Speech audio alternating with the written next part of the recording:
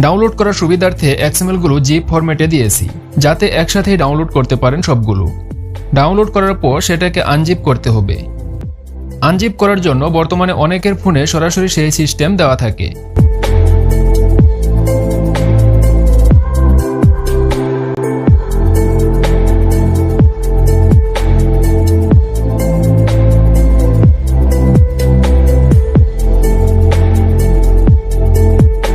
যাদের দেয়া নেই তারা জারচিভার অ্যাপ ইউজ করার মাধ্যমে আনজিপ করতে পারবেন। প্লে স্টোরে সার্চ দিলেই অ্যাপটি পেয়ে যাবেন, অথবা আমি ডেসক্রিপশন বক্সে লিংক দিয়ে দিব, সেখান থেকে সরাসরি ইনস্টল করতে পারবেন।